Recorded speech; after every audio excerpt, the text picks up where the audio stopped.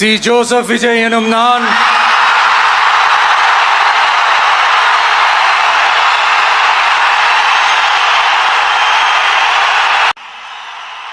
இந்திய அரசியல் அமைப்பின்பால் உண்மையான நம்பிக்கையும் மாறா பற்றும் கொண்டிருப்பேன் என்றும் இந்திய நாட்டின் ஒப்பில்லாத முழு முதல் ஆட்சியையும் ஒருமையையும் நிலை நிறுத்துவேன் என்றும் தமிழ்நாட்டு அரசின் முதலமைச்சராக உண்மையாகவும் உளச்சான்றின்படியும் என் கடமைகளை நிறைவேற்றுவேன் என்றும்